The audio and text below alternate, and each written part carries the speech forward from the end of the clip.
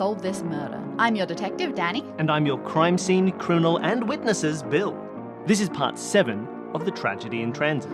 In part 6, I learned a little more about Harmony's books, particularly how she tends to include the people in her life. You also found out from Samantha that Gregory has a friend who's involved in selling illicit drugs. And finally, I called an end to the dinner party, separating me from all of my suspects.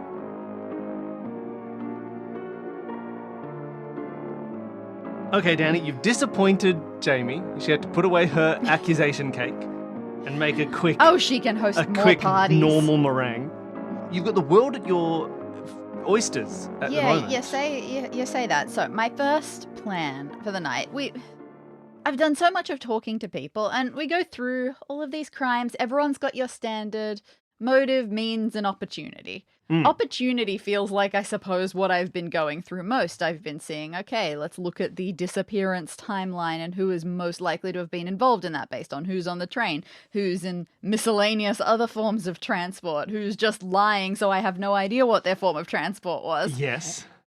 So we could call that opportunity. The difference between means and opportunity is always a little bit weird to me. True, although I suppose in this one we have a very clear difference between means and opportunity. Tell me more. Opportunity, who could have been with Gregory at the time, whatever time is relevant, of his disappearance. Yeah. Like, means could include stuff like, did he get killed? Well, that Is is he largely missing? where I was going with this and why I was going to skip over means entirely, because I would have to say, all right, so which of these people had the means to...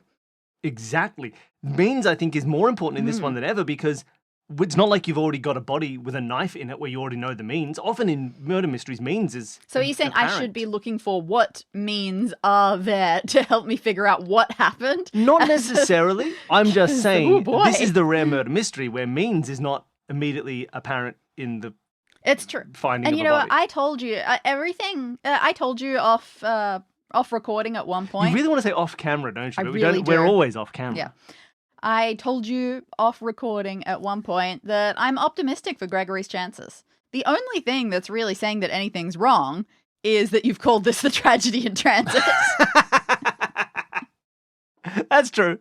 And because the show's called Solve This Murder. Hey, I've done a bonus one where it was just a robbery. That's true. It doesn't always have to be a murder. That is true. That said, I feel like I'm actually solving a murder, even though it might not be a murder. That's fair. It's all fine. So yeah, I'm feeling good. I think that Jamie's gonna get a happy ending here. And then we've got motive. Yes. A little bit hard to say because we don't know how intense a motive we're looking for if we don't know what's happened. But if someone did something, then it is, at the very least, getting Gregory out of the way in some fashion. So I've got to look for why someone might want that to happen. And at this rate, there's a lot of empty space to fill there. The only thing that seems to have any validity to it, any seriousness to it, is this Amanda drug potential situation. So from the outside, what it looks like now is that Amanda, at some point, started dealing some drugs. People were faintly aware of it. Jack was aware of this. Gregory became aware of it. And at some point, Amanda got in too deep with it and started getting in trouble. Gregory noticed this and was trying to figure out some way to help with that. It might have had something to do with why she suddenly moved and was so jumpy, but has since gotten a bit better. I wonder how much I can dig into that to see. Just to see what could happen there. So that's probably the first way that I'll head back to our suspects when I do. But I think for now, however long it takes, the best thing to do for me would be to sit down with this newly acquired Kindle and read some of Harmony's work. Okay. In particular, I think it feels like I should start with A Tarnished Soul. You sit down with your Kindle and you start to read through A Tarnished Soul. You've already had a rundown of this book, at least a little Very bit. faintly. So you start reading through it. Now, this was given to you by Samantha, and she mentioned that there was in this a sort of Gregory analogue, a singer who clearly has some of Gregory's mannerisms. And he's the villain of this story.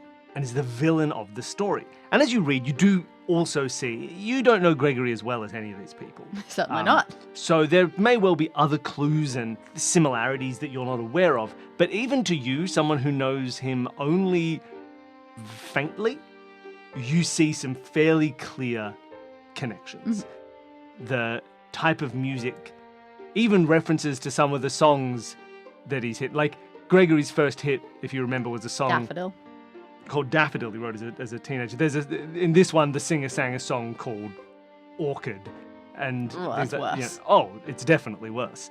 You even notice small things that from your limited experience seem to be sort of linguistic tells about Gregory. You see the phrase, for example, that you've seen in a few different, like couple of moons to refer to the passage of time. All right. Is present in this book. There may well be more that you see. There's definitely some idiomatic speech from that character, but none that you've experienced personally. Great. So what is this character's character flaws? I want to know what Harmony thinks of him. So as you read through, they seem to be arrogant, judgmental, and of course, in this case, a murderer. Oh, that's right. They kill the protagonist's husband, which leads to the protagonist hunting them down because no one else believes that how terrible they are. Everyone seems to like this evil singer character, despite the fact that everything they do in this book is, well, it's odd. It's written with the protagonist getting very affronted by certain things, but the only thing that you really see that they've done terribly is kill the protagonist's husband. Look, it's not great. No, it's pretty bad. You also notice something that Samantha didn't mention. The protagonist in this case, now that you've talked with her and met her and know what she looks like, is also very clearly a self-insert sort of character. Naturally. This is very much a Harmony Hanson's husband was killed by Gregory kind of a book. Even though the characters are not called Harmony Hanson and Gregory, they're called some other name. But other than that, in terms of complexity and depth, there's not much more that you can figure out from it. Interesting. That's from a thorough read. I'm a fast reader. That's from a thorough read. Excellent. All right. That's interesting. Well, that was the main one that I was interested in, but you know what? While I'm here and while I'm in fast reading mode, maybe I should give that other book a go as well. Voices of Doubt. Learn a bit about the Matt insert. Yes, so you read through this. This definitely has a character who seems to be based on Matt. Again, similar, now that you've met Matt, similar physical description to him, a few similar mannerisms. And I suppose a similar situation in which he is the high-ranking sort of bureaucrat underneath another person that he sort of serves and works for and does the dealings of and manages the schedule of and all this sort of stuff. So maybe similar to his role as manager. While that character that he's serving doesn't have any clear parallels like the singer in Tarnished Soul to Gregory, the role that Matt plays in their life seems to match the role he plays in Gregory's. He has this captain that he serves as a bureaucrat, and you find him sort of working with evil men, the captain, and the bureaucrat has to try and deal with that and figure out how to make that, and the captain doesn't seem to care, and he has to try and make sure that his reputation is protected, and it puts himself in lots of issues. You also see he finds out that there's issues with how much money is available, and paying off so many people has caused difficulties for the household, and he's trying to keep the household together. And in the end, you read through, you start to sort of lose a bit of the plot as it goes. It gets a bit convoluted as to what people are doing and who's sacrificing what for who, and what the actual repercussions are, just sort of vague implications of things will have negative repercussions. In the end, it seems that everything falls apart, and this Matt Sheeran insert character ends up leaving and sort of extricating himself and letting everything fall apart in his absence, and gets brought back, and everything ends up okay, but in a slightly awkward way for everybody. Goodness, interesting. You get the feeling in the last couple chapters that it just sort of went, and we should probably end this, stuff happens. Stuff resolves, I guess. That sounds totally believable. All right, so the captain working with evil men, I've definitely been getting the impressions from other people that Gregory has gotten more into just associating with some dodgy people. So that reasonably fits. Well, I can't remember. I keep forgetting when these were written. Both of them kind of recently. Voices of Doubt was... I might be contradicting myself here. I'll say Voices of Doubt was more recent. And Tarnished Soul came out maybe a bit before that. But they probably... Maybe Voices of Doubt came out at the start of the year. Tarnished Soul a little bit before that. Right. And sorry, just one more time. Just one thing that I feel like I should have nailed down. In the Gregory one, it was saying that the Gregory insert character was arrogant but well-liked, but apart from being arrogant, didn't really do anything wrong except for the murder. You find it interesting. The protagonist sort of has these moments where, or the narration seems to be framing things in a way that makes them seem quite bad, but you can't quite work out why. Interesting. You know these videos where they're terrible clickbait videos where they go, when you're an adult and you finally realize what this scene actually means, and then it's a completely normal scene, and you watch me like, what are you talking about when you're an adult? This is just two people walking down the street, like, oh, and they don't actually have a real point. Sure. You're just like, they just have a shocked reaction, and you don't know why, because they're trying to get people to comment on their video. So this it's kind of that. Feels like it's going along with this concept of Harmony just has grudges in her head. And that she seems to perceive slights where there may not have been slights, is the general impression that is being given. Good to know. All right, is there anything else that I can do just from sitting in presumably my bed while reading? You don't want to go anywhere, you don't want to talk to anybody. I've just come home from a party. I'm tired, Billy. Fair. I don't know, is there? Whoa. So, what are all of the things that could have happened at the Big Tree Camp? Stuff happened every year, apparently, just probably little things, but I don't know any of them, except that the first time, Gregory's tires got slashed. I wonder where I could get information about that. It was 20 years ago. I don't think it's like calling up the camp will do any good. I suppose not having many places to go, maybe I should just be like doing an extensive Gregory Google and seeing what the last, I don't know, couple of years even have looked like for him. So got one bit of info that was from Matt, I want to say, who suggested that Gregory might have peaked 7 years ago, but that caught someone else by surprise to hear that.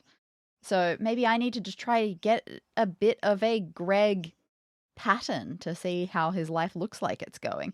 How does it turn out if I just go Greg and do a bit of a late night long deep dive without knowing exactly what I'm looking for? Yeah, that's all right. You start digging into general Gregory information. You can find out, as you Google Gregory as an idea, that yes, it is Gregory Sunderland, Jamie's brother. There's no other Gregorys or anything like that. You look at this idea of whether or not he peaked 7 years ago, and while you don't find people mentioning that as an idea, there's no group of people like, oh, Gregory's washed. You'd think there'd be some literal statistics about But exactly. When you look at the literal statistics, Gregory technically peaked 7 years ago. Okay. As in, his best-selling album, the one that has had the most success, came out 7 years ago. There was a steady sort of growth into that after his first hit, which was Daffodil, which, as you had sort of heard earlier, was not from like a hit album, but was a hit song off an album that, other than that, wasn't super popular. Okay. He's released a few albums since then, but yeah, his most popular one was 7 years ago, but he's not declined in any way where people are no longer talking to him, just technically, by the numbers, his peak was 7 years ago. Okay, fair enough. That's just a Matt thing. There are a few moments and interviews, and often Gregory interviews fairly well. You see that he is effusive in interviews, he likes to talk, he likes to chat, he's not a secret guy who hides away, but you'd also find references to things that I would say match up with what you've heard. He does find it difficult to deal with fans too much. He doesn't like getting swamped like a lot of famous people don't. Why would you? It's not a very fun thing. And so this idea that he'll sometimes go off on these retreats out of the way both makes sense, and you do find some references to that in a few interviews. There's a Rolling Stone interview where he mentions having been away, trying to get away from the crowds and just write music and do this, that, and the other. These things are backed up by the public record. You do also find other references that you've heard to the idea that he doesn't do well with PR. In controversial sections, you find that a lot of Gregory's controversies don't come from him necessarily doing terrible things, but from the fact that he has a terrible response to any sort of backlash against something he does. He'll do something very minor, like use the wrong language in a, he had a song in which he called people, like he called Inuit people Eskimos, because he was like, well, that's the word that seemed normal. And when he was told, hey, maybe you shouldn't do that, it's a bit not necessarily the best word to use, he had a response that was just sort of saying, what's up with people trying to police our language all the time? Right. It's not the real issue. There are so many other issues that matter, and people are coming at me for that. He is that side of controversy. He looks like when he's confronted, he doesn't like to back down. Most of the things he's ever done wrong have generally been about using the wrong words, not being too careful with his words and saying something wrong and getting people annoyed, and then annoying them more by not apologizing right. In general, associations with other controversial figures hasn't generally been a huge issue, other than maybe some of the people he's chosen to allow to interview him. Okay. But the big one was this recent This tour Benny Grift. and some earlier social media interactions with Benny Grift. Benny Grift is a deliberately contentious, vaguely hip-hop, rock, rap guy who, when you look into his controversies, they're far more extreme and far more, oh, yeah, he really did bad things to bad people deliberately. Also doesn't like to back down from an apology, but has definitely done some bad things. Nothing horrendous, but clearly not a very good person. What was Gregory's public response when people started bringing that up? Very much I don't worry about that sort of thing. I listened to the music and the music was great. Benny's a great musician. Love to have him support me. Very much to sidestep the, basically, rather than saying apologizing for anything or disavowing Benny, usually tries to avoid the issue. Doesn't ever support anything bad that Benny has done. But when he's called out, he seems to get annoyed at the idea that he's been called out about this. And doesn't react well. All right. From there, I don't know what my chances of finding something like this are, but that would be of great interest to me if I could find them, is like any candid shots or anything from back before Matt was super careful about where he planned these friend getaways. Has anyone online managed to snap any shots of Gregory with this group of friends? That is a lovely idea. You look through to find some of these things, especially, as Matt was worried about, you look for TMZ paparazzi shots. Yep. And you do find some. I just want to know if anything seems different, because I've just met these people.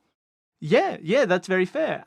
You start to look through some of these old photos, anything you can find from some of these trips, and intermittently every year or so, as in not every year or so, maybe 1 year and then the year before and then 5 years before that sort of thing. Like, not always, not all these trips, but a lot of them, because they are meeting in places, you'll find someone with a camera somewhere, especially earlier on. Yes.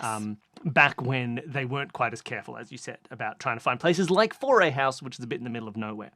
So you do see quite a few shots of various versions of this group sort of together. Mostly, everybody sort of looks the same, if 10 years younger. You do see a lot of these photos when Amanda is in them. And you thought Amanda looked kind of nervous and a bit worried when you met her. Of course. Looking now, you see she looks happier than she's ever looked in one of these photos. Great. She seems to be doing a lot better now than she was in any of these previous ones. You also find a surprising number of these shots feature just Jack and Gregory. They seem to be often talking to each other. A lot of these sort of candid paparazzo shots are specifically what look like very intense one-on-one conversations between Gregory and Jack. In a few of them, they look somewhat heated. Or, I say they, really just Jack looks somewhat heated. He looks a little bit frustrated in some of these, whereas in all of the shots you found, Gregory seems to be quite happy, like he's enjoying himself. This all largely feels like it tracks with how I've understood them. You also see a lot of these photos that Gregory, Matt, Daniel, and Samantha seem to often be together, laughing, talking. Well, Matt laughing as much as he ever does, which Sure. he has a wry smile. But they seem really quite together and chatty and having a lot of fun. And that generally is true for all of these pictures, except for one. Ooh. You find a picture from this year, from Port Angelica. Ooh. And explicitly, you find them near a train station. In this photo, you see 5 people. And this photo interests you for a few reasons. It certainly does. Firstly, in this photo are Matt, Daniel, Amanda, and Samantha, all gathered together talking. Sure. They're near the train station in Port Angelica. Does it look evening of Augusty? It looks evening of Augusty. Okay. As much as anything looks evening of Augusty. And this is the first photo you've seen where Matt, Daniel, and Samantha are in a conversation together where they don't look very happy to see each other. Ooh, okay. Samantha especially has a rather stern look on her face. Daniel seems mostly oblivious to anything here and seems to be just as cheerily talking.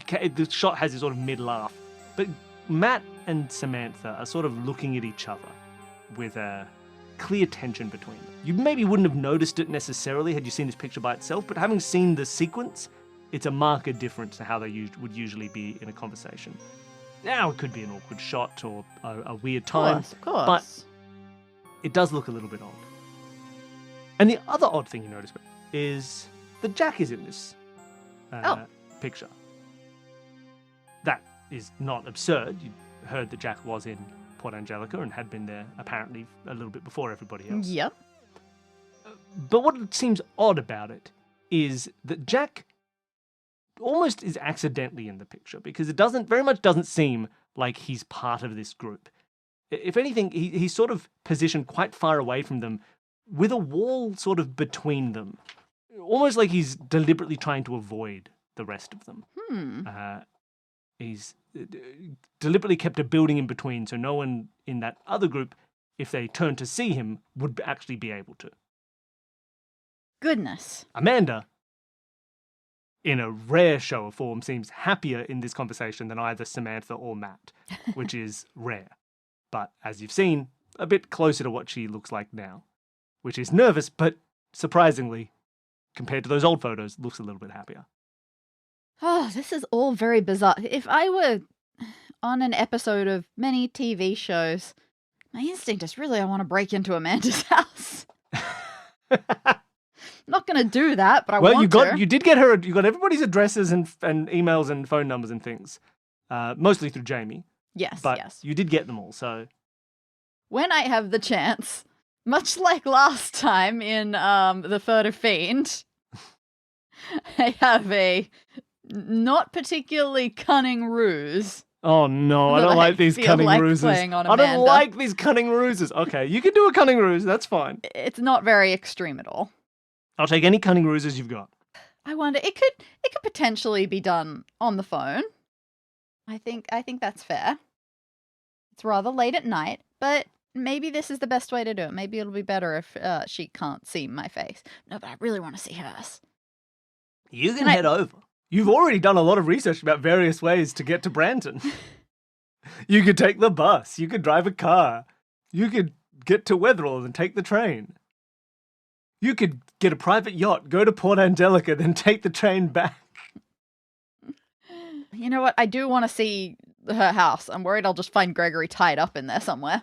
So, maybe that will be my next step. I sleep, I suppose. You sleep. Until a reasonable time has passed.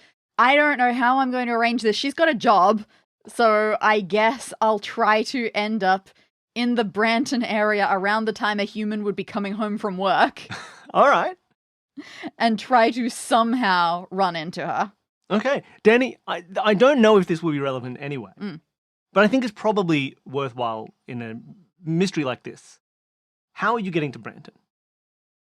I don't know. I don't even know where I live. You live, well, you've been, yeah, it's true, you live somewhere slightly north of Short Reef.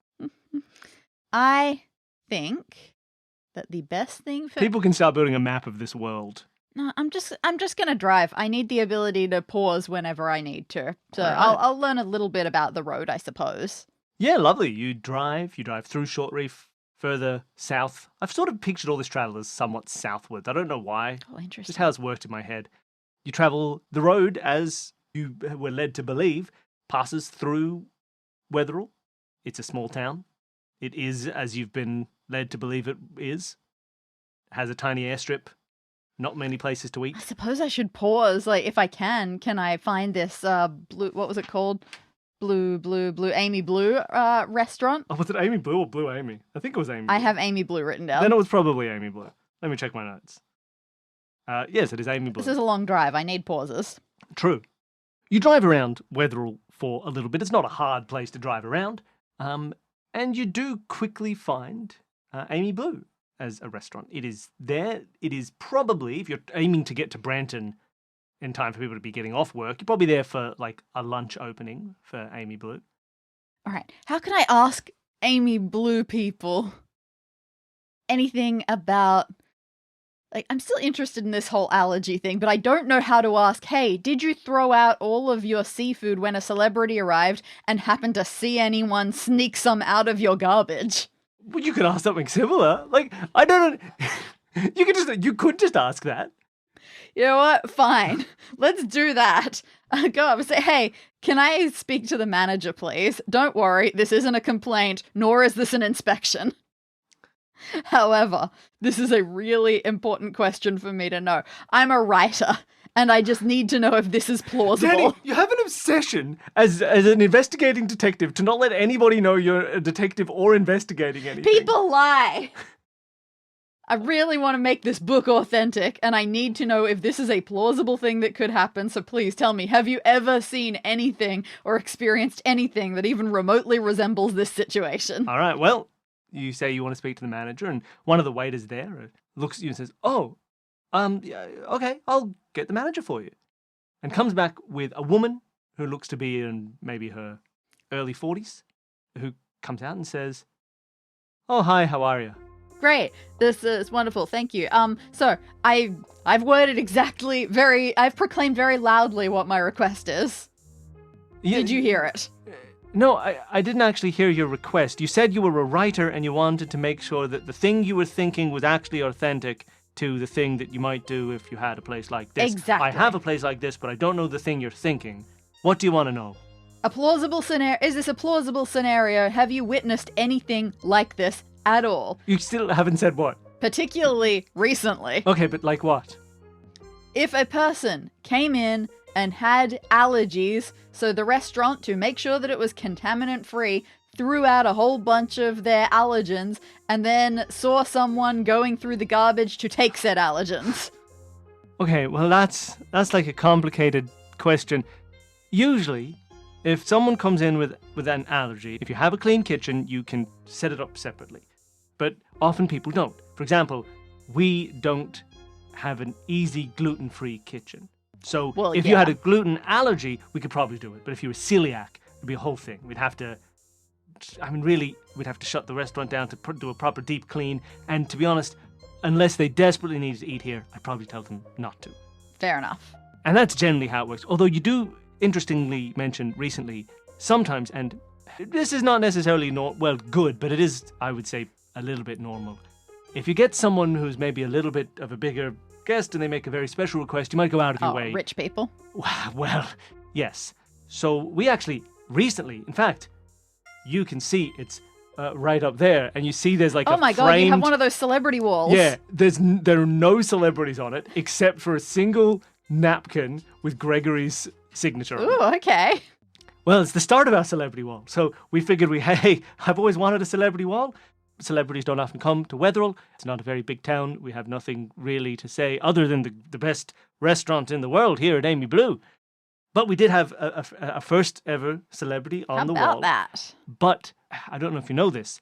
Gregory is quite I've allergic heard that he has seafood allergies. to shellfish. Yes. That's difficult. Well, given that it's 80% of our menu, yes, it was quite difficult. But this is Wetherell. That's sort of the one trade we have here is we have This is good shellfish. stuff. What did you do? What did you have to do? Well, to be honest, like I said about the celiac thing, we shut down. We did a big clean. We took all of the stuff we had that was shellfish, which was a lot, and we put it out back. So we boxed it all up. Oh, okay. We put it back out there. In fact, who did that? Was that you, Michael? And someone comes out and says, "No, it wasn't me. I think it was Rebecca did it." And Rebecca pops her head out and says, "Yeah, I took them out the back, yep, so that they could be thrown out." Oh, okay, great. So that answers the first half of my thing. Any note on people taking that stuff? Taking them? Well, look, Rebecca, if you put them out the back, did you throw them out? And Rebecca says, "No, I just took them out the back. Michael's the one who throws them out." And Michael says, "I already said I didn't throw them out. Someone did, because they weren't there at the end of the day. So I'd say that..." Goodness. Was it maybe, look, Max is not on today, so he might have done it. He probably just threw them in the bin. Whoever was out the back probably would have thrown them in the bin, I think. Right. So what wasn't are we me. talking about? Small boxes? Big boxes? Well, it was just our lunch supply, and it was probably, I don't know. I think I helped pack him up. It was like 2 boxes, yay big, and he puts his arms out pretty chunky. a bit wider than shoulders. And Rebecca says, "Yes, no, I had to take 2 of them. So one was, about that, maybe like a foot high and about that wide, just packed full. So we put him out the back, and someone must have thrown him out, because I didn't see it in the end of the day either." Interesting. Now, I'm just going to be on the awareness the only person that I know who drove here was Harmony, so I would want to check the boot of Harmony's car at some point for bad smells. All right.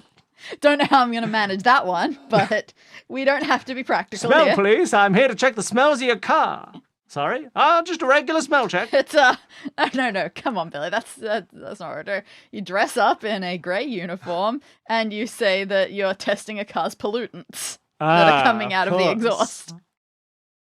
All right, well, amazing. Well, this is all incredibly helpful. It's great to know a little bit about the routine, about the how jobs get divided. Look, I want to be clear. That's not normal to do this. As long as it's plausible, that's all that matters to me. It is plausible, but I wouldn't call it regular. So if you do want to put it in the book, people will be surprised. You need surprised, a special reason. So like for us, it was because it was the start of our celebrity wall. It was extenuating circumstances. Which, interesting fact, you know that doesn't actually mean what you think it means. That wasn't actually extenuating circumstances.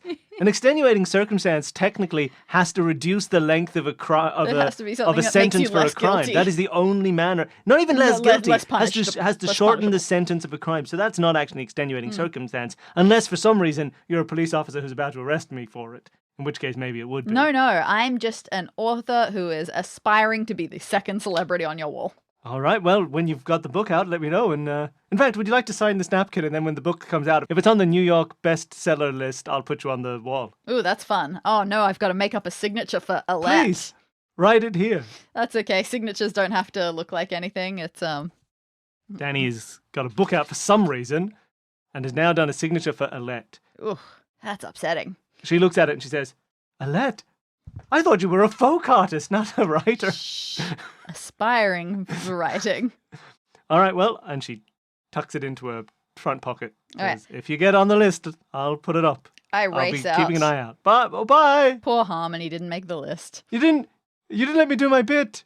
Well, I thought you were going to ask me my name and assume it was Amy, but it's not. That's all right. Bye. I really didn't. Oh, well, it's Amy Blue is the restaurant. I thought maybe you thought I was Amy, but I'm not. Okay, that's all right. People can just imagine that happened. Yep. Bye. I mean, it's running late. I've got to get to Branton. Okay, you got to get to Branton. Mm-hmm. You jump back in your car. You keep driving off. I want to scope out a little bit of Amanda's house just to make sure she's not home yet and see if somehow I can deduce what mode of transport she likely took. I don't think I ever asked her that, so I've just got to guess. Okay, so you're at Amanda's house before she gets home from work. I want to try to orchestrate bumping into her. All right. Well, you scope at her house. She's not there. She's not home yet. No one looks home, right? No one looks home. Doesn't look Excellent. like anybody's home. It's a nice little house. Nothing fancy. I'm not breaking in at this It's stage. in an area of new development in Branton, not too far from a train station. But you wouldn't take the train in Branton anywhere. As in, the train That is wouldn't be Branton's how you only would form of work. yeah. The Get to train work. is basically the main form of public transport in Branton, and it goes to Wetherell and it goes to Port Angelica. Okay, so she's going to be It's not a driving local home. train network. Gotcha, So, gotcha. she will very likely be driving home. All right, in that case, I'm just going to circle blocks for a while. And if I see her car, make surprised eye contact with her. You circle around a few times, and on one of your circles, you see her car right as it's getting ready to pull into her driveway. Great. I will also pull up and I will go, wait, Amanda, right? She As she gets out. gets out of the car and looks at you and goes, yeah, I yes, must have driven past you as I was in the area. I've been like scoping it out, looking for a good holiday place. Okay. Not many people holiday in Branton, but there might be a nice spot, I'm sure. Look, it's really, I want to get closer to the beach area, but those ones are really expensive. So I was wondering if just being a little bit more away from there and you could then then getting take the train. Oh, that makes sense. I get that. Yeah, I don't want, look, Look, it's definitely cheaper here in money's a little Branton. tight. Sure. Well, look, I bought a place here not too long ago, so I might know the sort of people you could talk to. It's Yeah. not a big town. There's really only 2 real estate agents, and you don't want to go to that one. Ooh, noted. I mean, would I need a real estate agent for just a holiday? Oh, just a holiday. I thought you wanted to buy a holiday home. Oh, no. Then you'll be fine. Maybe Airbnb or something. Sure, yeah, sure. Hey. There's one hotel in Branton, Oh, okay, well, that makes it easy then. but they've only got 2 rooms. Well, is that why I couldn't find them? I've been driving around in circles for hours. Oh, maybe. It doesn't look like a hotel. Yeah, that It looks makes like a sense. bank, because it's a bank. Okay. Oh, by the way, I'm glad I ran into you. Do you want to come inside? Okay, yeah, sure, why not? I'm not doing anything else right now. I've given up on the hotel for the moment. She opens the door and invites you in. The Great. house is small, but there's a nice little... How does it smell? Bill is Fine. pondering. I don't think it smells weird at all. Pondering for long enough that I'm suspicious. I don't think it smells weird at all. Okay, sure. Look around, any photos, anything like that? You look around. She's only been here for like 6 months. Who knows how much is unpacked? That's true. There are definitely still unpacked boxes. In general, things are fairly neat. They're well organized. They're pretty clean. The house, aside from some things that are still boxed, but maybe because they don't have a place to go yet, everything that is out of a box, which is most things, are very clearly have a place and they're sitting in them. There's not stuff strewn about. Everything's quite neatly organized. In terms of photos, you actually find there's a lot. Ooh. Childhood. There are sort of 2 sections. You see there are basically a series of 5 photos, one of which you recognize, organized from left to right at the age of 13, 14, 15, 16, 17, and 18. Those 6 photos, I guess.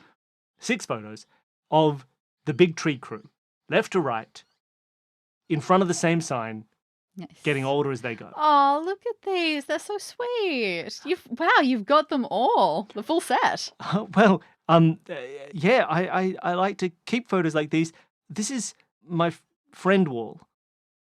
And you see that from left to right, Getting 13 to 18. sadder. it is just those photos of Big Tree Camp. And then as it goes on, photos are, again, fairly sparse, but they're all of those same people. It's maybe Amanda and Gregory and Daniel in a photo. Maybe it's Samantha and Harmony and Amanda in a photo. Maybe it's a random candid photo of Jack. It's various things like that as it goes. Do you take a lot of these photos yourself? Yes, yeah, no, I take them all. I like to keep track of people that, I get to be friends with. But you do notice one other thing about this friend wall. Mm-hmm. Really, it's on top of a long table. It's like one edge. These photos are quite sparse and they're all of the same people. Until we get to the sort of end to the right, Mm-hmm. which very much looks like, based on your driving around, the Branton months. And suddenly, there are a lot more photos. Oh You my. see Amanda with new people in every single photo. They mostly seem like they've been taken around Branton, but also often at like parties. That's what I and was at more night. assuming. And it's always Amanda with a bunch of people around her, often looking younger than she is. People in their sort of early 20s. Mm-hmm. And they've all made it onto the friendship wall. And in all of them, Amanda looks very happy. Oh, man. I was hoping that she'd gotten out of drug stuff, but that could not look more like she's gotten into drug stuff. All right, I have to adjust my ruse. That's an Australian phrase. It means to reorganize your thoughts. You've got to adjust the ruse. That's why we say that people who are kind of crazy, they've got a few ruse loose in the top paddock. That's what Dani was saying. I'm assuming. Oh, goodness. Yeah, that's going to have to be thrown out. It's not going to work anymore. I'm just going to have to find an excuse to search this house and her bag and everything around her. Oh, boy. But maybe what I can instead ask for in this, I'll put all of these new friends in the back pocket. What instead I want to do, I've got to ask more about these camps. That's really what I want to do. So I'm going to be asking, so these camps, what, 1, 2, 5, 6 of them altogether? Yes, yeah, 6 of these camps. Was there ever any new friends, or were you always just somehow together for them? Oh, Or did you orchestrate it? It was pretty much us together. We sort of formed up on the first one, and it really stayed since after that. I mean, I've made some other friends sort of through it. Like Daniel and I are good friends, but his wife, Daphne, she didn't ever come to the camps. But actually, I already knew about Daniel because when she was 13, she had a crush on him. And she's a friend of mine. Right. Yeah. And how were you at school together or something? Yeah. I was from the same place that she was from, and that's so nice. I knew it, but not at the camps. You guys, are you two still close? Yeah, I think so. We talk a lot, and she's really nice. I don't have many photos with her because she often has to stay home with kids now. I think Daniel's taking all the photos for them now. Yeah, exactly. So, but she's great. She's really lovely. But it's a bit hard because she isn't a big fan of Gregory, so she doesn't really come to any of these. Oh no, really? Yes, she doesn't like him. She used to. When we were younger, she thought he was pretty cool, but now she doesn't really like him at all. Oh, interesting. God, sorry, I didn't mean to bring up anything bad. I feel like I do that a lot by accident. Did something happen, or was it just personalities drifting? Look, I don't want to spread gossip or anything, but something did happen. Oh no. Technically, I suppose it really happened between Gregory and Daniel, but Daphne seemed to take it a lot worse than Daniel did. Oh my. And I get it though. I think they're all pretty happy, but Daniel doesn't make a lot of money. He's a garbage man, and I think he deserves a lot more success than he's had. And I think she holds out a bit of a problem about that. I probably shouldn't say exactly, but yeah, I don't know. Obviously, it would be easy to be jealous of Gregory's success, but well, yes, easier for her than most. Whoa! Oh my! What? I shouldn't say anything. She didn't look. I think it's a secret, and I don't know if I'd also maybe be messing with something legal about it too, because it could be legally, it might be a secret as well. What? Oh, that's... Oh man, what's the appropriate reaction here to make her absolutely keep talking? I don't want to get anyone in trouble. It's totally fine. You don't have to tell me anything if you don't want to, but if it helps, I don't respect the police. Okay. I don't think they're good at solving problems. No, I think you're right. I don't think they really help a huge amount, the police. Look, I won't speak out of turn, but I'll just say I don't know if you know much about the start of Gregory's career. No, extremely little. He had one big hit. Yeah, Daffodil. Just exactly. Oh, interesting. I won't say anything more, but I mean, I think I might be piecing some things together there. yeah, Okay. that Ooh. song was. Ugh. Yeah, Daphne is a lot more of a flower name than Samantha is. Huh. I won't say anything more than that, but understandably, Wow. Oh, that's so wild. yeah. Ugh. So she and Gregory haven't really been good friends for a long time now. Yeah, man. I mean, that must have been when they were like 17 or something, so. Yep, the song came out when they were 17. Whew. That sounds like a 17-year-old thing to do. Gregory was dating Samantha. Daniel was dating Daphne. ... Dot. That's what they say. Ugh. Man. Well, you know what?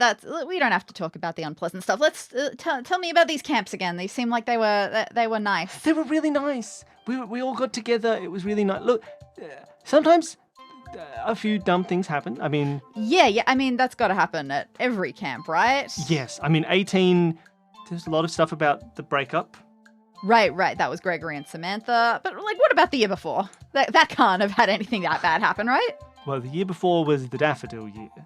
Oh, okay. So that was mostly everyone was okay. Daniel was putting on a brave face about it, but I can't imagine he was that everything was as peachy as it seemed. And that was when Daphne sort of had stopped talking to people. She wasn't at the camps usually, so it was easy to ignore, but you could feel the undercurrent. Ugh, I see. Okay, forget about that one. What about the year before? That must have been great. Well, the year before was pretty good. That one was there was some drama that year, but I don't think it was about any of us. Someone in the camp had been stealing things and stole a few things from some people, but they caught him, which was great, and they got it, and everything came back. So that all resolved. That was really nice. Oh, okay. Wow. I mean, it obviously wasn't one of you guys. Did you guys have stuff stolen? I did. I had a Walkman. Well, actually a Discman. I had a Discman stolen. I have to remember, these characters are our age, so when they were, 15? They would have had a Discman, right? I mean, at a stretch. We're not that old. I had a Discman. When you were 16? No, 16 is probably too old. Had an iPod. I would have had an iPod by 16. Not a first-gen iPod. Okay. My Zune went missing. Yeah, thank you. I know that I never had iPods or Zunes, You're right. I'm years did. off. I'm years off. I had my Zune. I was did stolen. have a Discman, but that was more primary school. Yeah. I've got the years completely wrong. My Zune was stolen, but I got it back.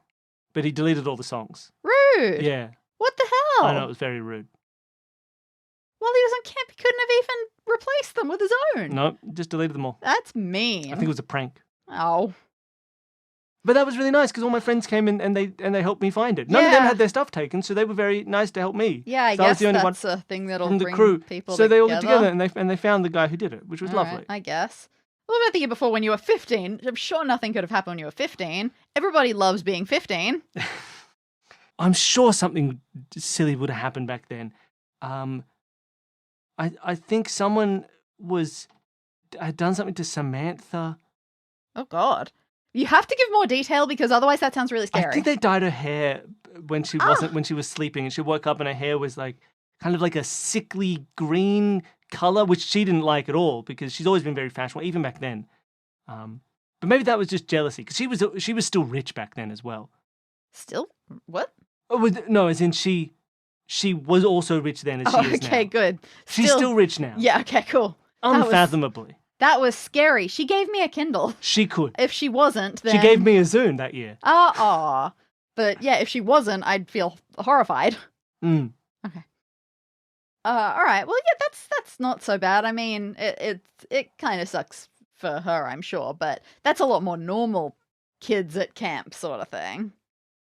And so maybe I assume it got better when you were younger, right? I think so. The first one was a bit tough. I remember, look, the thing with Harmony, I think, in that first camp. With Harmony. Yeah, because well, look, Harmony's lovely. She's always been really nice to me, but she's a little bit odd. And there was one time in that first camp where I don't think she talked to we were all trying to be friends, and we made up, and we were, but she and Gregory really didn't get along. Oh, really? In fact, I remember on that very first camp, Gregory said, hold on, wait, I can remember the wording because she complained about it to me for 2 days. He said, he looked at her and he said that she was a bit of a freak. Ooh. Which I think is the thing you say when you're 13, but she Sure. didn't talk to him for the rest of the camp, and she told me she mentioned it to me a few times at camp, so I remember the words. That you're a bit of a freak. Huh.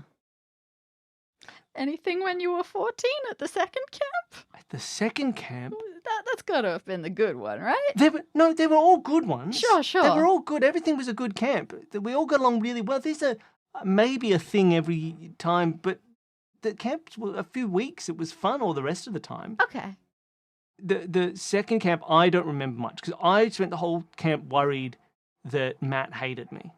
Oh no. Yeah. Why? I mean, he just looked at me a lot, and he kind of didn't really. He seemed really standoffish. I didn't really know him super well in the first camp, but in the second camp, I tried to be nice to him, and he sort of just he never really smiled at me, and I spent a lot of my time worrying about that. Huh.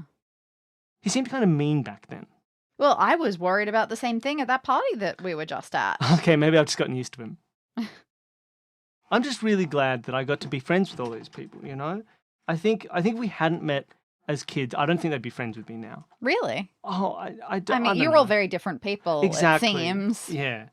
But what sort of people? I mean, look, I gesture at the other ones. You clearly have no problem making friends. That's true. I have met a lot of friends in Branton, and it's really nice. People Branton? in Branton, yeah. Everyone here is really lovely. Everyone here is very nice to me. Wow. It's not the sort of area that I honestly assumed had a big young people population. Yeah, apparently it does. Crazy. So, well, where do you... Though I think maybe I know them all now. Man, and so where do you go out? These places look cool. Oh yeah. There's always a new party going on. I think because there's not much to do in Branton, people sort of make things to do. So everyone's always having parties at their houses or around town or in parks or all the time. People just have big parties wherever they can. Right. Because they just got to. There's no things to do, so people just talk to each other like real friends. It's kind of like being at camp again. Oh, I see. Ugh. Okay. It's just a bunch of people hanging out, having fun, and talking. You can talk the whole night away in Branton. How about that? Yeah, great. Well, I suppose I shouldn't keep you. Maybe you've got a fancy party to go to tonight. I do, actually. I got Oh. invited to 3. Oh my god. Yeah, everyone always wants me to be at their parties. Wow. Yeah. It's really nice. I don't like parties that much, but it's good to turn up all the time. Oh man, I do not know what to do with that. Like, I've got plenty of implied things that I can do with that, but I don't know how to best respond to it because, quite frankly, it's hard to know how much to care at this point. That's true. Like, okay, she seems to be supplying a whole bunch of Branton people party drugs. Gregory seemed to be worried about that, perhaps. That's the only real sign about this, unless people start dropping dead. True. Have you ever told these new friends how close you are with Gregory? They'd probably go crazy. Have you ever invited him? They do think it's pretty cool that I know him. They think I'm really cool. And so they sort of thought that I'd be one of these sort of cool party people early on when I mentioned that I knew Gregory. and that was tough because I wasn't really. But then I made sure that I could become one. And then they were all friends with me after that, which was really nice. Once he did I did like FaceTime with him at a party, so people Aww. knew that we were friends, which was really great. And you do remember in that text message that you Yes, saw I originally, did. there was a reference to those people I were... had forgotten exactly what was written in there again, but I did want to activate my magic memory. Yes, I would say you don't need to try and get her phone again to see that. If you want to see that, I would assume you love remember that. them. I will open that back up for you. Hold on. I don't think there's going to be a crazy amount here, but you know what? There is one thing that this could just help me with a little bit. I think it's a long shot, but...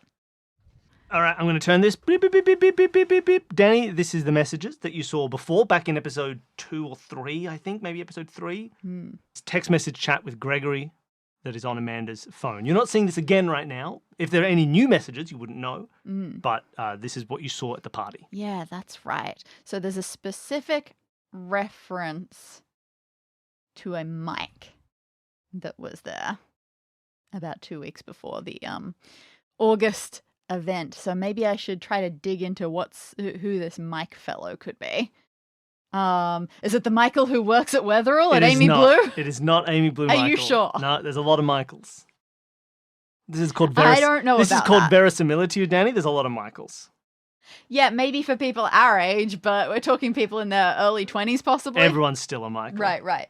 Okay, well, I need to somehow find out who this Mike fellow could be. But from there, another point that I thought would have been handy would have been... Amanda seems like she could not have been responsible for anything that went on inside Gregory's sleeper car because she knocked on it and then was given this message saying, hey, sorry for not replying to your door knocking before. But there was also still every chance that this was made up. So I wanted to, while I've compared Gregory's texts to quote-unquote Gregory's texts, I hadn't compared quote-unquote Gregory's texts to anyone else's. It felt like I should take a look at what Amanda's texting style was like. And it's mixed. It's not the absolute perfect grammar and punctuation point that new Gregory's text But it is true that she does capitalize her sentences. She does, but she's got a comma splice, she's got a missing apostrophe. When there's a message that just says chow with no capital and no full stop, it's a mixed bag. Sure. Certainly doesn't seem like the sort of person that if she were in a rushed flurry of panic and needing to cover her tracks, she would necessarily bother with that sort of thing. All right, so now, how do I find out about this mic that it's very lucky that I remembered? Okay, I can take a big swing here. Okay, sure. I'm going to look back at the photos, all of the photos of her new friends. I'm going to not look at any in particular. And I'm going to say, oh my god, is that Mike? She says, oh, yeah, do you know Mike? Oh, ages ago. I mean, wow. Ages ago by, some terms. Oh, well, he's got one of the parties tonight. What? Oh, wow. That I'm going to is a Mike party. Oh, how about that? He has a lot of parties. He's a cool guy. He must have changed a little bit since I knew him. Oh, he wasn't a big party guy? Oh, there's a difference between being a party guy and being a cool party guy, but I'm just ribbing. Oh, that's fun. Friends like to rib. I want to say he was a bit of a freak, but that doesn't feel right under the circumstances. Feels like it won't go down well. Oh, that's super cool. Well, I mean, you don't have to. I don't know what your other party choices are like. If you have to choose between them, or were you planning on going to 3? Oh, 3's a lot. It's not the most I've done in one night, but I think I'll see how the evening takes me. Sometimes it's hard to leave one of these parties. People don't like it when you go. Aww. I know. It's really nice. Everyone here is so friendly. I don't want to go to a party, Billy. Well, what would you be hoping to get out of going to one of these parties? I want to know more about this Mike. I want to know why Gregory pinpointed him. Oh, Mike was one of the people who was there when I FaceTimed Gregory. I just wanted to show off to my new friends that I knew him, and so we all sort of chatted together for a little bit. Well, I'm glad I could get that out without having to come up with a question. That's okay. Don't worry about it. Oh, I forgot to mention, since moving to Branton, I can break the fourth wall. You're psychic? Helpful. I know what people are saying in their asides now. We always love that. Oh man, and so did he and Gregory like somehow click with each other over the phone or something? Why did Gregory remember him? I don't think Gregory actually likes Mike very much. Oh. Yeah, they haven't really sort of... My friend group here doesn't really gel with the rest of those friends. Maybe it's because they're young. But I think Gregory thinks Mike might be a bad influence on me. I think he thinks all of those friends are a bad influence on me. But he doesn't get it. It's just nice. I'm just really happy that I've got all these friends now.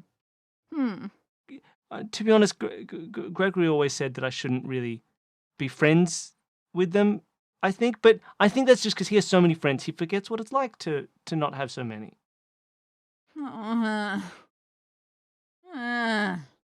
What? You're bumming me out. Oh, sorry, I shouldn't bum you out. Look at all these new friends I've got. I'm really happy here in Brandon.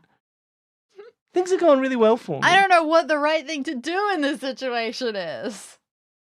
It's sad, and I do feel like that things are going to end more sad for her than happy in this situation, but I could be wrong. And what am I going to do to say, no, stick with your little group of a couple of old friends who might hate each other or maybe murdering each other or something. They're much better for you. I don't know.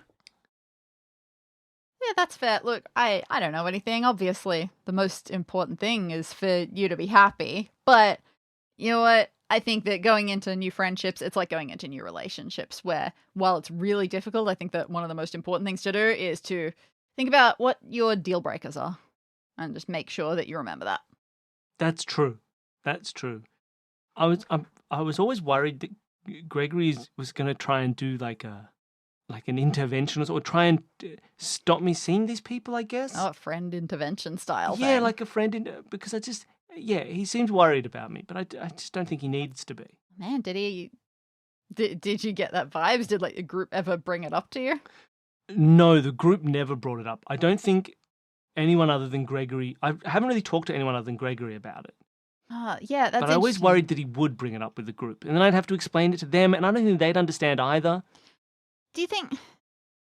But when I met Gregory, so this wasn't all that long ago, it must have been just before your trip in August, he did just really offhandedly, I didn't pay it any attention, he said the words, gotta tell them. Do you think that was... Gotta tell them? Yeah, do you think that might have been about this? I hope not. I don't think I wouldn't have liked it if he told everybody that things that... I mean, it's just having some new hard partying younger friends. How bad would it be? Oh, I really hope he wasn't going to tell them about this. Because that would be a dumb idea if he did that. He shouldn't tell anybody.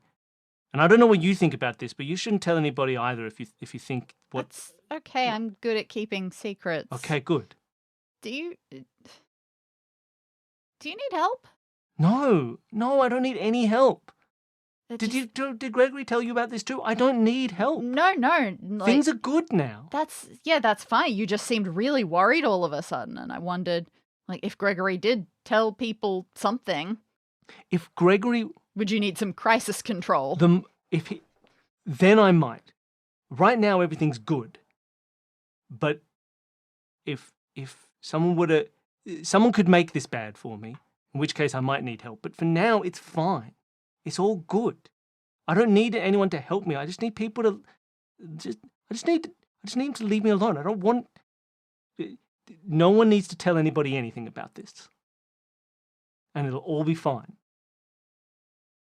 Now, so I've got to get ready for these parties. Yeah. Yeah, no problem. I suppose I should get going too. Okay, bye. I'll see you later. Maybe if you come back to Branton, we can go to a party together, maybe. Maybe. Yeah. Okay, bye. And she sort of ushers you out of her house. Yep, that's fine. I suppose I'll let that happen. Ugh,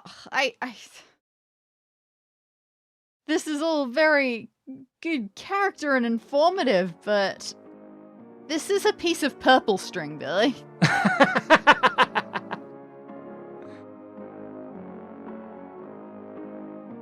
Thank you for listening to Solve This Murder. To submit your own guesses for whodunit, Send an email to solvethismurderpod@gmail.com. We read every theory we're sent and award the greatest sleuth with a place on our wall of detectives. To support the show, you can sign up for our Patreon and receive weekly bonus episodes, monthly videos, and full access to all parts of new Solve This Murder mysteries on day one. Thanks to all our patrons for supporting us, thanks to Advanced Sagebrush and Shootouts for our theme music, and thanks again to all of you for listening.